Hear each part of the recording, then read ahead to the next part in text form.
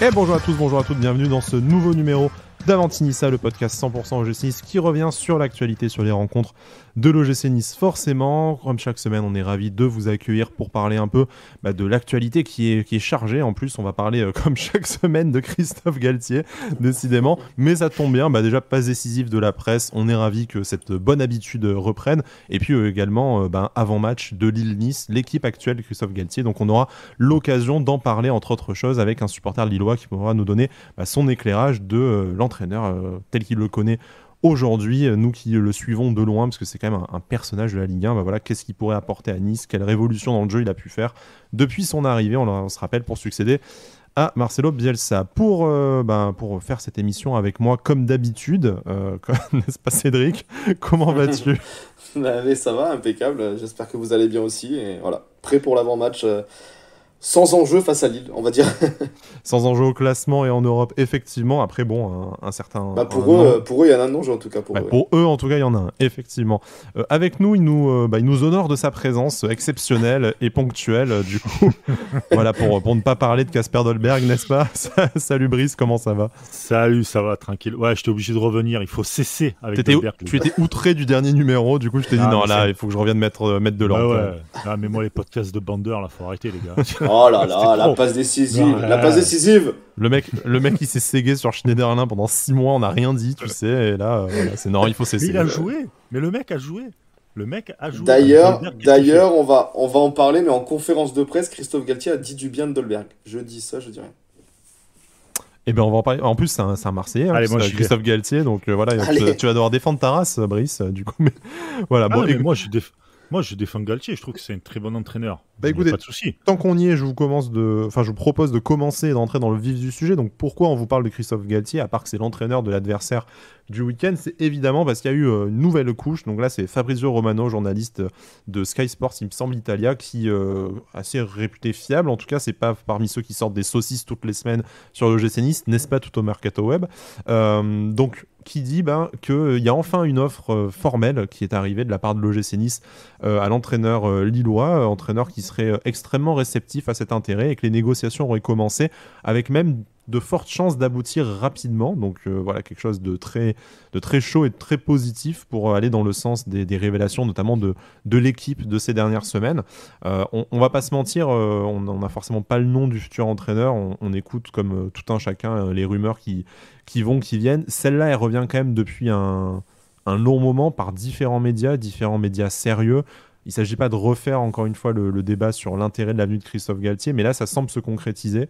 On sera fixé sûrement sous un mois pour savoir si ça se confirme, mais qu'est-ce que ça vous inspire là, le fait que ces négociations avanceraient? Alors moi déjà, il y a un truc qui m'inquiète un petit peu, c'est qu'on est quasiment début mai et qu'on est toujours en négociation en fait.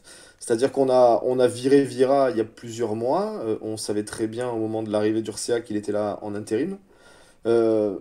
Et début mai quasiment, on est toujours en phase de négociation. Donc c'est peut-être parce que aussi on veut que Galtier soit notre plan A, sachant la saison qu'il fait, tu pouvais peut-être pas le gérer avant. Maintenant, à voir si tu arrives à le concrétiser. Si tu arrives à le concrétiser, je dirais que c'est limite exceptionnel d'avoir Galtier à ce moment-là de ton projet, tout ça. Mais voilà, en tout cas, comme on disait par rapport à l'équipe où on aurait aimé un peu plutôt qu'un nouvel article parlant de l'offre de salaire doublée, on aurait aimé qu'ils nous disent que Galtier avait envie de venir. Bah là, c'est un peu le cas, hein. Fabrizio Romano dit clairement qu'il est un peu emballé par le projet et tout ça, donc c'est des bonnes nouvelles. C'est déjà plus positif et ça donne un peu plus envie de se projeter.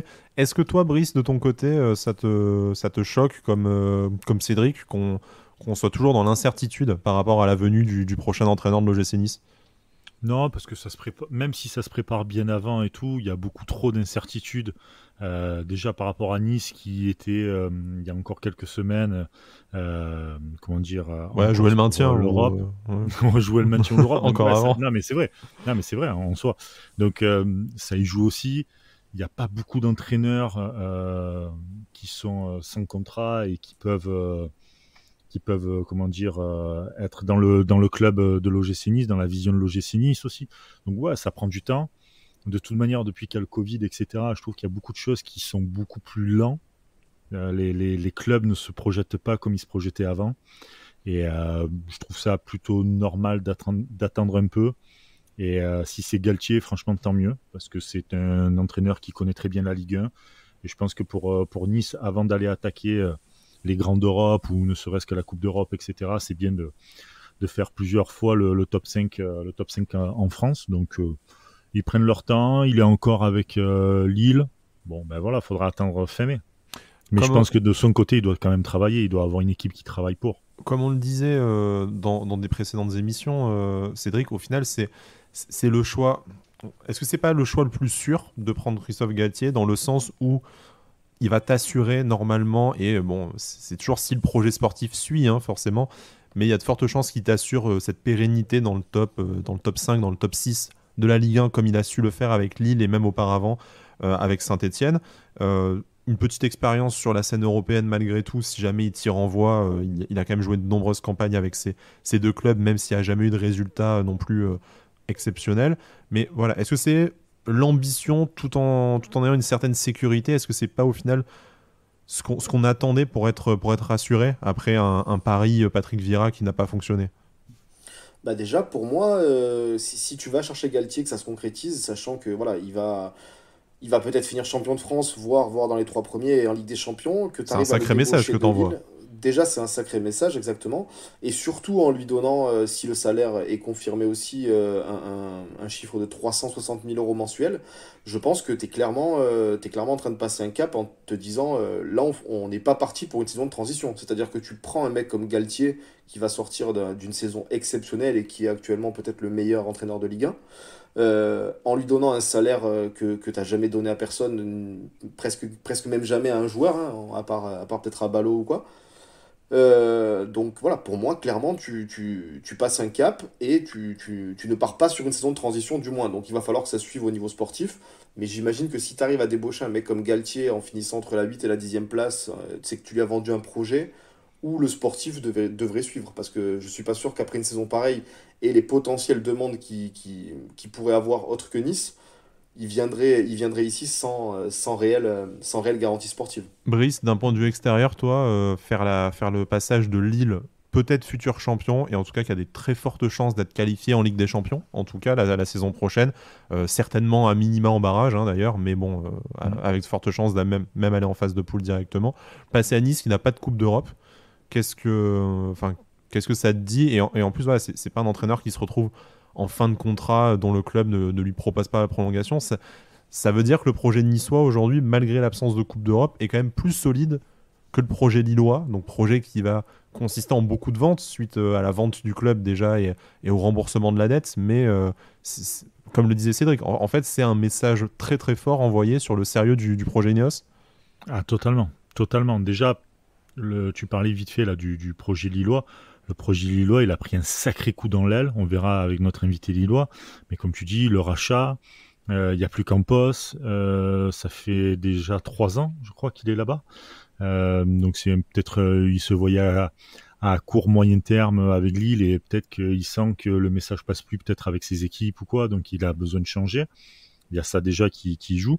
Et puis Nice saute sur l'occasion puisque Nice a la manne financière nécessaire pour faire venir un Galtier à prix d'or, même si, comme je disais sur les derniers podcasts, j'en ai rien à foutre moi de l'argent que tu peux donner et tout, parce que c'est des négociations, mais au moins tu as des garanties. Et je pense que Galtier, c'est plus un mec à projet, à construire un bâtisseur plutôt que d'aller dans des grands clubs pour aller jouer la Ligue des Champions, etc. Où je pense qu'il serait peut-être un peu chier. C'est mon point de vue en tout cas. Après, ça aurait été une aspiration logique pour lui après cette fait Saint-Etienne et Lille. Bon, là, il repartirait sur un projet de construction sur lequel il a déjà démontré des choses, effectivement. Et comme on le disait en amont, peut-être un petit doute sur ses performances en Coupe d'Europe. En tout cas, il n'a jamais emmené très très loin un effectif. Maintenant, les entraîneurs français qui ont emmené très loin un effectif en Coupe d'Europe, il n'y en a pas non plus énormément. Il y a eu Rudy Garcia. Le PSG, voilà. Claude Puel qui a fait une demi. Ouais, Rudy Garcia, malgré tout. Rudy Garcia, t'as Genesio qui a fait il n'y a pas longtemps, mais je veux dire, c'est des coups en fait. Ouais, et ça donne pas très envie en fait, dit comme ça. Oui, dit comme ça donne pas envie, mais il n'y a que des coups. Et le truc qu'il y a, c'est que, après on peut rentrer dans un autre débat rapidement, mais c'est qu'en France, on n'a pas d'effectif qui qui sont posés là pendant longtemps, qui grandissent ensemble, qui arrivent à avoir une espèce de longévité et de durer dans le temps au niveau, tu vois. Dès qu'il y a un joueur qui flambe ou quoi, ils te le vendent dans la saison, donc il faut tout reconstruire à chaque fois. C'est ce qui est le projet annoncé par Ineos, hein, par contre, d'essayer de conserver le plus longtemps possible. Bon, je veux bien que tous les clubs français le disent, mais là, tu as quand même la manne financière qui te permet de le faire, conserver un maximum l'effectif de jeunes joueurs. C'est peut-être justement par rapport au projet lillois, qui était quand même un projet d'achat-vente, de trading, voilà, assez non dissimulé. C'est peut-être aussi ce qui peut séduire un Christophe Galtier, de se dire là je vais voir un peu plus travailler, et dès qu'un joueur va me faire une super saison, type Amine Gouiri, hein, qu'on a vu cette saison, on va pas me l'enlever et me le vendre avec des dessous de table 80 millions à Naples ou à Arsenal, quoi. Ça, donc, tu vois, parce que là il perd Osimhen, il récupère David. Mais ce qui veut dire aussi que peut-être tu vas enfin passer la deuxième avec Ineos, quoi. Voilà. Parce que voilà, je maintiens que je pense pas que tu puisses débaucher Galtier actuellement sans lui proposer vraiment quelque chose de béton sur le sportif, quoi. Enfin, pour moi, ça, déjà le fait de venir, ça me paraît surréaliste. Mais alors sans garantie sportive, on est d'accord du coup que par contre, en plus de l'avoir convaincu, pour nous convaincre et pour que Christophe Galtier puisse faire son taf, il y a quand même besoin de passer la seconde sur le marché des transferts et ne peut-être pas réitérer exactement le même mercato que l'été dernier, même s'il y a eu des très bons coups, hein. On parlait d'Amine Gouiri, il y a eu aussi Fabrice Daniluk, enfin il y en a eu plusieurs, je ne vais pas tous les reciter à chaque fois, mais ça ne dispense pas d'amener un entraîneur confirmé, ça ne dispense pas qu'il faille aussi recruter des joueurs confirmés sur le terrain. Voilà, c'est ça, ta première vitesse a été d'acheter des joueurs à fort potentiel, etc. Il y a eu quelques échecs, il y a aussi quand même pas mal de satisfaction, t'en parlais, Daniluk, même on va dire plus ou moins ACM qui réussit bien là, même si même sur le temps long, hein, parce qu'un jeune joueur, c'est pas forcément dès la première saison, ACM le prouve enfin. Voilà, c'est ça, tu vois. Et surtout Gouiri, voilà.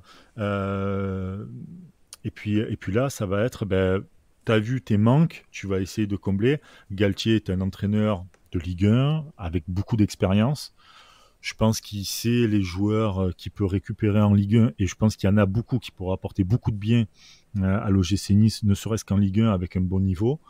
Bon, voilà, il va essayer de... Je pense que c'est lui... S'il veut revenir avec Benjamin André, par exemple, on le prend. Ouais, tout de suite, Benjamin, si tu nous écoutes, viens... Il est de la région, en plus, viens de suite. Il est né à Nice, bien sûr. Voilà.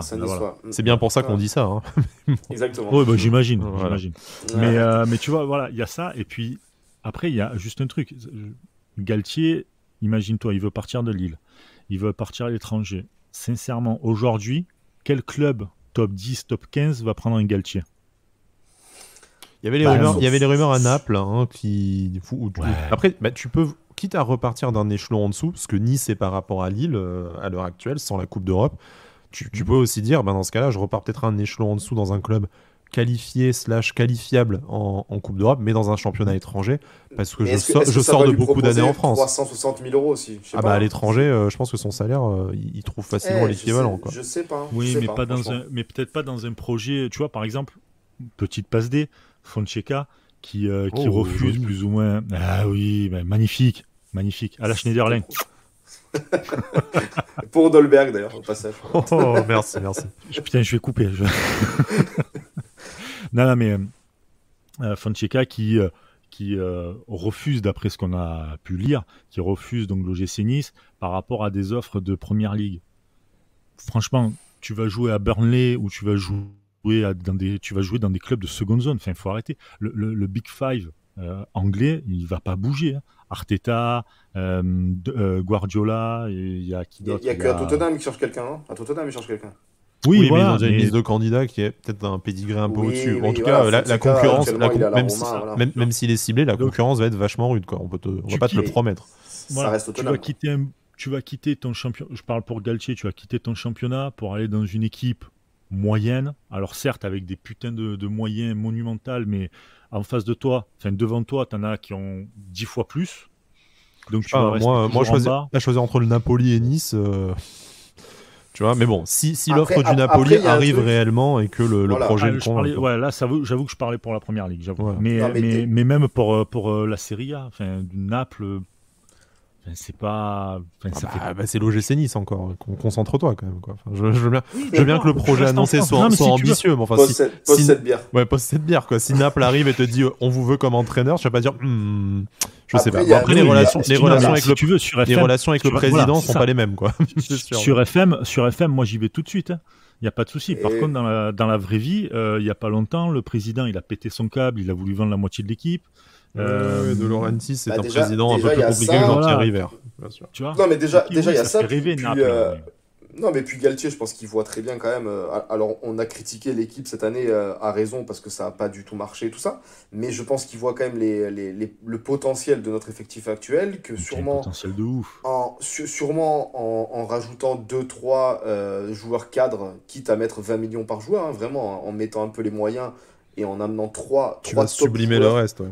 Voilà, tu vas sublimer certains, quoi. Tu vois ce que je veux dire? Donc, il voit ça, encore une fois, il voit, comme tu l'as dit, hein, Jean-Pierre River, qui quand même, je pense, on sait qu'il s'entend bien déjà avec Fournier, mais je pense qu'il doit connaître un petit peu River aussi. On avait les photos en tribune, souviens-toi, il y a quelques années, donc ils se connaissent quand même bien. Exactement. Et puis, il est de la région, hein, il est marseillais, donc revenir un peu vers Nice, tout ça. Enfin, je pense qu'il y a plusieurs trucs aussi qui doivent le faire un peu, qui doivent le tenter. Il est amoureux de la mer, il avait eu des mots très humains pour les attentats de Nice. Donc, de Notre-Dame, ouais, c'est ça. Donc, non, mais voilà, après, on emploie le conditionnel. Hein. On parle juste du tweet de Fabrizio Romano, on n'a pas plus d'infos que ça, mais c'est vrai que ça commence à faire beaucoup de médias qui parlent avec insistance de Galtier, et pour rejoindre ce que disait Sky au début de l'émission et ce qu'il disait depuis plusieurs semaines, c'est sûrement le choix le plus safe et peut-être même le plus ambitieux. Bah oui, parce qu'au moins tu es sûr de faire le top 5, top 6, sûr. On n'est jamais sûr dans le football, mais en tout cas sur le papier, tu pars sur ça. Tu pars sur ça. C'est un mec qui a beaucoup d'expérience en Ligue 1, c'est très rare, parce que très souvent tu vas prendre un nouvel entraîneur, il va falloir qu'il s'adapte à la Ligue 1, il va falloir qu'il s'adapte aussi à la langue, etc. Enfin, il y a plusieurs trucs. Oui, et puis l'expérience des premières places, pas l'expérience du maintien, quoi. Tu prends pas Comboiré parce que ça fait 20 ans qu'il est en Ligue 1, quoi. Non, moi, si on prend Comboiré, j'arrête le podcast. Là, je vous annonce tout de suite. Moi, j'arrête de supporter Nice, hein, je pense, tout simplement. Moi, j'arrête la vie directement. En un seul mot, messieurs, si on vous dit Galtier à Nice, c'est quoi? C'est oui, c'est non, c'est oui, mais. Dans ce cas-là, vous avez droit à 2 mots. Voilà. Moi, c'est 2 mots d'ailleurs, mais c'est totalement oui, du coup. Ok. C'est 2 mots, là. Oh, c'est beau. Voilà. C'est oui. Ah, okay. Tout simplement. On dirait, tu sais, le mec qui nous fait un truc là. J'ai l'impression d'être dans le Camoulox. Tu sais, quand à la fin, il devait dire genre un mot. Ouais, juste un mot. Belle rêve. Voilà. Tu en as parlé vite fait, Brice, et on va pour complétude, on va en parler. D'après les médias romains, dans les médias locaux de l'AS Rome, qui ont dit que Paolo Fonseca aurait refusé l'offre de l'OGC Nice en attendant mieux, enfin en tout cas des offres de gros clubs de Première Ligue. Bon, est-ce qu'elles arriveront pas, c'est à voir, mais voilà, c'était un nom qu'on avait déjà évoqué par le passé. Est-ce que c'est tout à fait fiable? Est-ce que c'est vrai qu'on s'y soit intéressé, qu'on soit allé jusqu'à l'offre, ou est-ce qu'on a juste sondé son entourage et qu'il a dit non merci, vous êtes qui d'abord? Voilà, c'est possible, mais bon, en tout cas, ce feuilleton de l'entraîneur va, je pense, nous durer encore quelques semaines. On va bien voir ce que ça va. Ouais, il faudra que Dallas, côte ouest. Mais je te rappelle qu'on avait dit que si les noms continuaient à affluer, parce qu'on reste bloqué à 15 pour l'instant. On faisait Motus, ouais. Voilà, on faisait Motus, on faisait la roulette. La boule noire. Ouais. Ça. Mais bon, là, pour l'instant, on a quand même une shortlist et ça semble s'orienter vers un seul nom, donc. Et on avait dit qu'on invitait Thierry Beccaro aussi. C'est vrai. Voilà. Parce qu'on a des idées de merde. Mais on fera ça. On fera la région lui aussi. Je sais pas, Julien Lepers l'est si tu veux faire du 4 à la suite, mais voilà. Ça serait incroyable d'avoir Julien Lepers dans l'émission, les gars. Non, mais arrête avec ça. On va parler de ballon, parce que il le perce. Parce que exactement. Alors Thierry Beccaro, il faut savoir, je suis en train de regarder, il est né à Saint-Mandé, dans la Seine. Je sais. Voilà. Je sais pas où c'est. Il a 64 ans, il est né le 19 octobre. C'est pas sûr, comme émission Motus, c'était les matins. Voilà. Ouais, effectivement. Bon, après, nous je te rappelle qu'il y a une guest star. Avanti France 2. Ouais, voilà. Il y a une guest star tout trouvée que Bada doit nous ramener depuis maintenant 1 an qu'on fait cette émission et j'attends toujours. Voilà. Donc, c'est qui à ton avis, c'est la hooligan de la chanson, c'est Priscilla. Mais bon, il veut pas la ramener. Donc voilà. Nous ne dirons il préfère pas son nom. Il préfère faire Tchouk musique tout seul, hein, donc voilà, tant pis pour lui. On aurait pu faire un Avanti Planet Rap. Avec Chaotique. Je suis sûr que nos Je peux auditeurs. ramener, je peux ramener ma femme, pas sûr quand même. Ouais, chaotique, ouais. Chaotique, tu peux le ramener, c'est vrai. Je suis sûr que nos auditeurs seraient ravis. Bon, bref, on a dit suffisamment de conneries. On va passer à notre deuxième partie de l'émission. Surtout Axel, ouais. Surtout Axel, voilà. Notre deuxième partie de l'émission avec supporter lillois, avec Jérémy, du coup, qu'on accueille, qui est auteur d'ailleurs d'un livre dont il va nous parler et qui est voilà, un adepte notamment du rail puis de l'Alliance Riviera, parce qu'il a fait de très nombreux déplacements. Mais on va l'accueillir tout de suite pour nous en parler. Et salut Jérémy, comment ça va? Salut Sky, ça va et toi? Bah ça va, merci. On t'accueille forcément avant le match entre nos deux équipes, du coup le LOSC qui a ses ambitions de titre et l'OGC Nice qui a plus trop d'autres ambitions que d'essayer de se faire plaisir en cette fin de saison. On sait que tu es assez actif autour du LOSC, notamment un historique de déplacement assez impressionnant dont tu vas nous parler, que tu as couché sur papier, parce que tu as écrit un livre à ce sujet. Est-ce que tu peux un peu nous parler de tout ça et nous parler de toi forcément?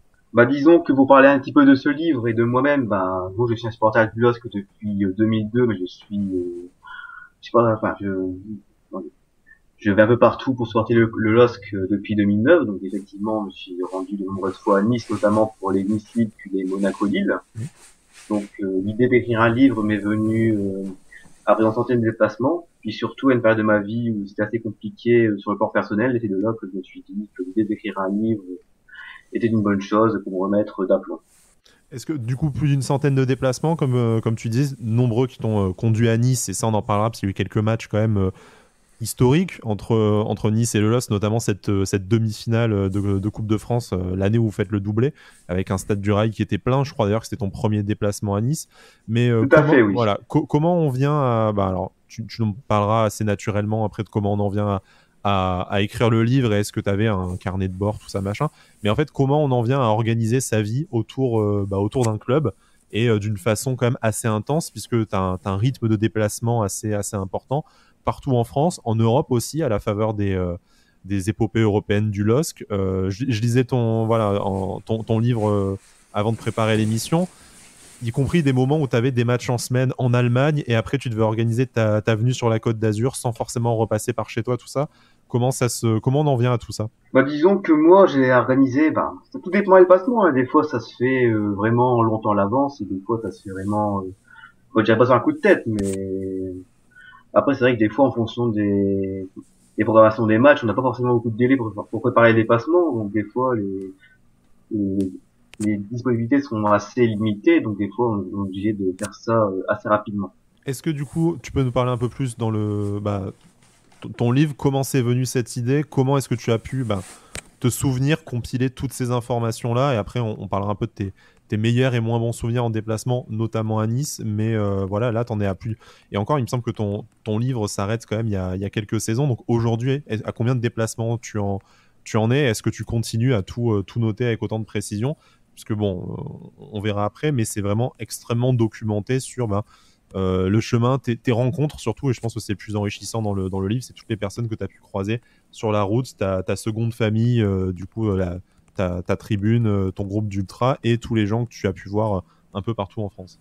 Déjà, moi j'ai un peu cette chance d'avoir un don de mémoire, c'est-à-dire que je me souviens de tout, c'est-à-dire que moi je n'ai rien noté, hein. Hormis quelques fois, je m'amusais à mettre quelques briefs sur un bout de papier, mais à part ça, j'ai un peu ce don de mémoire qui fait que je me souviens de tout. Donc ça c'est vraiment un don que j'ai. Puis après, si je ne dis pas de bêtises, j'en suis arrêté malheureusement de cette saison particulière à 147 déplacements pour supporter Lille.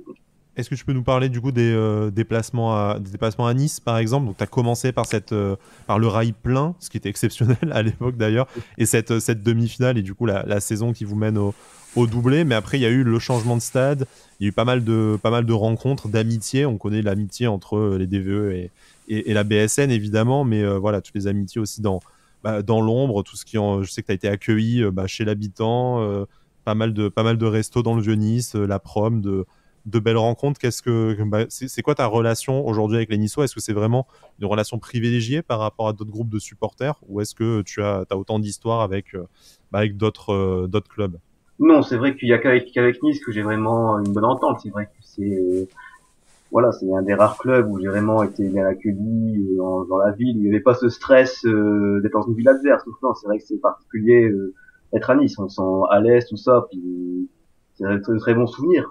Comme je raconte dans mon histoire, beaucoup de mes lecteurs m'ont justement dit que la relation avec les Niçois était vraiment un des points forts du livre. Et beaucoup me l'ont dit, donc ça veut dire que parce que moi même j'ai écrit, les lecteurs l'ont ressenti, donc pour moi ça prouve que l'amitié qu'on a avec les Niçois est forte. Et t'as pu revenir à Nice hors contexte football, du coup, grâce à enfin, des amitiés que tu t'étais faites, tout ça, ou des gens que t'avais rencontrés, ou c'est toujours resté un peu, même sans parler que de Nice, mais comme tu parles beaucoup de Nice et de ce que t'as vécu ici, mais t'as réussi à revenir un peu ici hors contexte football ou... Non, pas spécialement. Bah, c'est vrai que quand je voyage en dehors du foot, c'est vraiment pour les destinations que je fais pas par rapport au stade. Donc justement, il y a des destinations que le football me permet de faire dans le contexte du déplacement. Mais quand je peux voyager, j'aime bien faire des destinations que je ne fais pas par rapport au foot. Donc je n'ai pas l'occasion de faire, quoi. Donc de temps en temps, ça m'arrive que hors football, même si ça a toujours rien avec le foot. À un moment, j'avais fait de cela quelques années, un voyage dans les Balkans. Et même si c'est hors foot, entre guillemets, j'aime bien quand même visiter les stades et quand il y a des villes où il y a vraiment une histoire enfin le football, visiter les différents lieux. Il y a des passages obligés. Je sais pas toi, mais moi quand je suis en vacances, je me fais toujours la boutique du club. Si le stade est pas trop loin du centre-ville, tu fais un petit passage devant aussi. Et puis voilà, enfin quand t'es passionné de foot, t'as des très beaux stades à visiter dans tous les pays. Pour finir sur ton livre, du coup, comment ça se passe? Parce que bon, t'as eu la gentillesse de me partager ton manuscrit. J'ai cru voir déjà que t'en étais à la 5e réimpression, donc il y a des réactions extrêmement positives dessus. On n'a même pas parlé du titre, hein, du coup, itinéraire d'un supporter gâté, si je dis pas de bêtises. Aujourd'hui, comment tu mènes ce projet? Comment ça se passe les ventes, les canaux de distribution? Où est-ce qu'on peut le retrouver? Bah là, pour l'instant, moi, je suis en auto-éditeur. Ça me tenait à cœur de vraiment mener ce projet tout seul. Donc là, pour l'instant, j'en suis à plus de 14 exemplaires vendus, ce qui représente pour moi une certaine fierté. Mais au dehors du chiffre, qui pour moi est anecdotique, parce que moi, avant tout, j'ai fait ça pour plaisir. C'est surtout les retours de mes lecteurs qui, pour moi, me touchent beaucoup. Quand les lecteurs, même des lecteurs de supporters d'autres clubs, que Lille ou Nice, ils me disent, bah, merci pour ton livre, je m'y suis reconnu, moi, ça me touche, parce que j'ai vraiment réussi comment dire, à réunir des lecteurs de tout horizon qui ont aimé mon livre. Même des gens qui n'aiment pas le foot ont aussi apprécié mon livre. J'ai vraiment voulu faire un livre qui puisse parler à tout le monde, en fait. Donc, pour moi, ça, c'est la plus belle des récompenses. Et maintenant, et pour revenir au cas de distribution, là, pour l'instant, c'est que par commande. Et c'est vrai que l'ambition, du fait que j'ai réussi à vendre plus de 400 exemplaires et que de très bons retours, c'est vrai que l'objectif dans un court ou long terme, ça serait de me faire éditer. Ouais, c'est quand même un beau chiffre, hein, effectivement, pour une initiative personnelle et qui a su toucher, comme je disais, beaucoup de monde, parce que c'est aussi déjà une aventure footballistique qu'on connaît tous, même si on ne défend pas les mêmes couleurs. C'est des souvenirs, je pense, qu'on a en commun et des anecdotes qu'on a tous. Ah bah les déplacements, c'est toujours pour folklorique. même moi. Bah moi, c'est mes plus beaux souvenirs. Hein. J'ai fait. Alors j'ai pas. Je suis loin d'en avoir fait autant que Jérémy, hein, mais j'en ai quelques-uns à mon actif, même en Europe, en Europa League, à Salzbourg, tout ça. Mais c'est mes meilleurs souvenirs de supporters, quoi. Ça raconte de belles histoires en plus de ça. Chaque fois que tu te déplaces et tout, tu rencontres plein d'autres personnes que tu vois pas forcément, de nouvelles. De nouveaux bars, de nouveaux. Ah oui, c'est ça. Non, mais c'est vrai. Et puis le périple en lui-même, hein, on en a. Enfin, moi je sais que j'ai bouffé des kilomètres, hein, donc maintenant, plus tu vieillis, plus tu préfères, par exemple, faire un déplacement avec tes potes dans un J9 ou quoi, mais on a vécu Toi aussi, t'as connu le J9.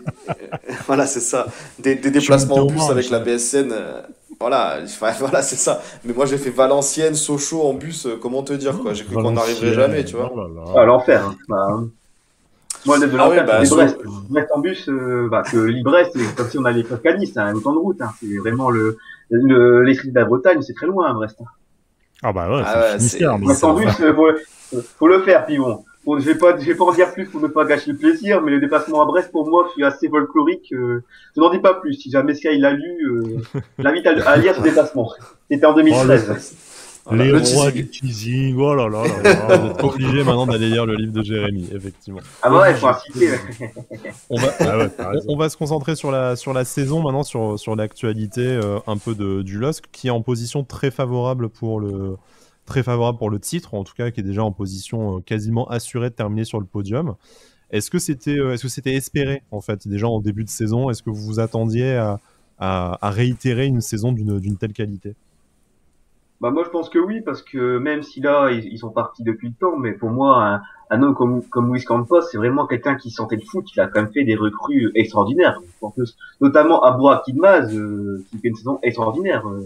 Au début de saison, je me pose la question, Perlo Kreni qui avait fait une très bonne saison la saison passée, puis on prend un joueur turc qui n'a joué qu'en Turquie et une pige en Chine, il a 35 ans, sur le coup je me dis bon, qu'est-ce qu'ils font, limite ça sera un joueur de banc, et finalement on se dit que si Burak Yılmaz il avait à peine 21 ou 22 ans, on le vendait genre 100 millions d'euros en fin de saison, quoi. C'est incroyable, quoi. Là, c'est la recrue, on est tous surpris, quoi. Celui qui a su vraiment enfin se réveiller aussi, c'est Jonathan David. Hein. Vous avez mis beaucoup d'argent dessus, vous attendiez beaucoup de lui, il a eu du mal à démarrer, mais maintenant qu'il a démarré, il est déjà plus de 10 buts, je crois, du coup, alors qu'il a fait quasiment 6 mois où il n'avait pas marqué, quoi. Ouais, non, là, il s'est remis en confiance, et ça, je pense que c'est un des points forts de Christophe Galtier, c'est de faire confiance à des joueurs qui sont en méforme, comme par exemple, la saison passée, Jonathan Bamba, il était en méforme cette saison, bon, même si là, il baisse un peu le pied depuis quelques matchs, mais en début de saison, il était vraiment exceptionnel. Donc, des joueurs comme ça, il faut leur faire confiance, ils ont du talent, et une fois qu'ils ont la confiance, après, ils enchaînent. C'est parfait si Galtier sait redonner confiance à des joueurs. On a quelques-uns à lui présenter. Ah bah ouais, là, il y a du chantier si jamais il vient chez vous. Et pour anecdote, il faut savoir que Christophe Galtier a reçu mon livre en début d'année. Donc ça se trouve, peut-être qu'il a lu le livre, il a vu, il connaît si c'était bien, peut-être qu'il a fait... Voilà, qu'on sait pas. Si peut-être ça a penché. Ça a penché dans la balance. Chez vous. Si c'est grâce à toi, on saura te remercier. Effectivement. Ah bah, ça va. On aura un hommage, un podcast hommage. Ouais, voilà. Justement, Galtier, le fait qu'il peut-être va quitter le LOSC, toi, ça t'inquiète ou tu trouves ça normal? Il a fait son temps, il a fait sa période et il faut passer à autre chose?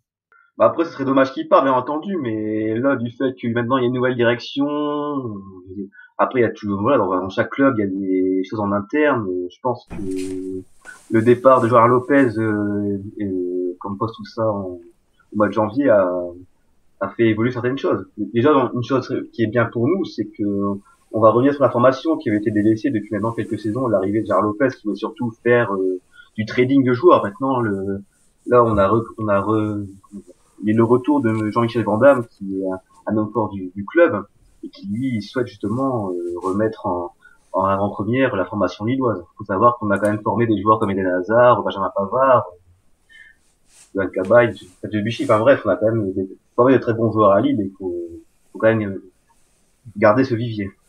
Il y en a déjà des bons joueurs là à Lille, déjà en équipe première, qui sont pour l'instant en équipe première mais remplaçants ou qui font juste des entraînements et qui peuvent prendre la relève? Bah là, pour être franc, non, c'est vrai que là, c'est beaucoup de joueurs qui viennent de notre club, mais malheureusement depuis peu, il y a peu de joueurs vraiment formés du club qui sont d'équipe première. C'est beaucoup de joueurs qu'on recrute dans notre club qui sont formés chez nous, quoi. La formation a vraiment été délaissée depuis Gérard Lopez, c'est pour ça justement que le projet d'Olivier Létang est justement de remettre la formation en première ligne. Mais en tout cas, là, du coup, du côté lillois, limite le départ de Galtier, il est inévitable, entre guillemets. Et pour vous, c'est sa dernière saison, il va partir? Ça, j'en sais rien. Bah, déjà, on va profiter des 4 derniers matchs en espérant qu'on puisse quand même être champion, même si c'est particulier en cette période de Covid où on ne peut pas vivre cette saison. Et pour moi, c'est un peu un crève-cœur. Je le dis clairement, quoi.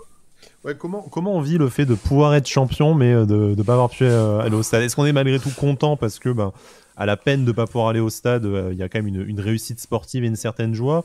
Ou est-ce que ça fait vraiment rendez-vous manqué? J'imagine que c'est un peu entre les deux, mais comment on le vit? Parce que nous, on a la chance de faire une saison pourrie, donc on a l'impression d'avoir rien perdu, tu vois. Mais j'aime bien la chance de faire Monaco, non? C'est un peu joueur de Monaco, genre tu sais que tu es champion, mais il y a personne. C'est mauvais. On valide, mais c'est mauvais. Il s'est pris pour Schneiderlin, le gars. Il tacle les Monégasques, quoi. C'est beau. Ah, écoute, moi je suis comme ça maintenant. Bah après, tout dépend des personnes. Moi, en tête, j'ai cité justement l'exemple de Laurent Koscielny, la Coupe du Monde 2018, où il a malheureusement été blessé, et qui disait avec peine il était content que la France gagne, mais il était quand même triste que la France gagne sans lui. Ben moi, c'est un peu ce que je ressens, c'est que même, je suis content qu'on gagne, mais il faudrait pas non plus être euphorique, parce qu'on n'a pas pu vivre la saison, qu'on n'a pas pu aller au stade, on n'a pas pu faire les passements, vivre les matchs en réel, c'est dans la télévision. Autant au début, je commençais à vibrer, mais là, depuis quelques matchs, non, c'est pesant. Même si on fait une super saison, encore un match exceptionnel dimanche passé à Lyon, et non, c'est intelligent, c'est dur de pas pouvoir être là, être présent, quoi, de vivre cette saison, quoi. C'est vraiment cruel. Et du coup, pour le match de ce week-end, le match face à Nice, on sait que on sait que c'est un match qui vous réussit pas toujours, même s'il y a eu des bons exemples récemment, notamment une fessée 4-0. Mais par contre, victoire obligatoire pour vous, bien entendu, hein, pour entretenir les espoirs de titre. Comment est-ce qu'on voit l'OGC Nice, bon, sur la forme actuelle, mais plus généralement la saison de l'OGC Nice du côté lillois? Moi, je vais parler de mon vie personnelle. C'est vrai que c'est une saison un peu en dents de scie parce que, pareil, le Nice avait un beau projet qui Kiméos, des joueurs comme, justement, René Tess passé chez nous, Casper Dolberg, tout ça. Et malheureusement, on voit que la mayonnaise n'a pas forcément pris cette saison, ce qui est dommage. À un moment, on parlait même limite de jouer le maintien. Bon, là, finalement, on va être maintenu. On parlait un peu d'Europe. Bon, là, vous avez entre nous. Mais malgré tout, j'espère que pour l'amour du beau jeu, ce sera un beau match samedi, parce que je pense que Nice va quand même vouloir jouer pour son honneur. Et nous, en plus, dans cette saison, on a assez moyens à domicile, donc ça risque d'être pas joué d'avance malgré tout. Donc nous, ce qu'on va faire, c'est qu'on va passer à nos paris. On a un petit partenariat avec BetClick, on fait nos pronos à cette occasion-là. Donc si tu veux bien rester avec nous, on va te demander un peu ce que tu vois pour le match, de samedi du coup. Donc si tu veux gagner de l'argent, tu suis mes paris parce qu'il y a une cote de 11 qui est passée. Ouais. Moi, il cite pas la mienne.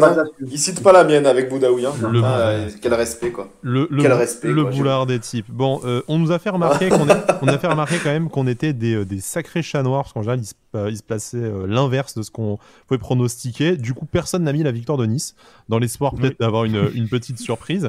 Exactement. Voilà, nos amis Cédric et Brice sont d'accord sur le match nul coté à 4,60. Messieurs, pourquoi cet élan d'optimisme face aux terribles Lillois qui ont quand même, comme l'a dit Jérémy, sorti vraiment un match d'exception, en tout cas un scénario d'exception à Lyon la semaine dernière? Alors moi, évidemment, je leur souhaite d'être champion, hein, donc voilà. Mais je vois le match nul. On regardait les stats tout à l'heure en préparant l'émission. On a perdu qu'une seule fois à Lille depuis 2007. Donc bon, c'était une sale défaite, hein, d'ailleurs. Hein, c'était 4-0, effectivement. Voilà, exactement. Mais à part ce 4-0, on avait plus perdu à Lille depuis 2007. Donc je me dis, voilà. Là, les joueurs ont montré après Dijon qu'ils avaient un peu de fierté, un peu d'orgueil. Donc je me dis qu'ils vont quand même sortir leur match et vu que ça nous réussit bien, je vois bien le match nul. Ok, Brice. Moi, pareil, je vois le match nul déjà par rapport à cette stat, mais c'est surtout que cette saison, Nice réussit plutôt bien, je dis plutôt bien, contre les équipes du haut du classement. Il y a eu Marseille, il y a eu même Lille au match aller. Hein. Ils ont un peu plus... Ils ont un peu plus de motivation face à ces équipes-là, où il y a pas mal d'espace. Lille va devoir tout faire pour gagner et surtout essayer de gagner le championnat, donc victoire obligatoire. Il va y avoir de l'espace et il y a des très bons joueurs du côté de Nice pour prendre ces espaces-là, donc je vois quand même un match nul. Notamment Dolberg. C'est avec Dolberg.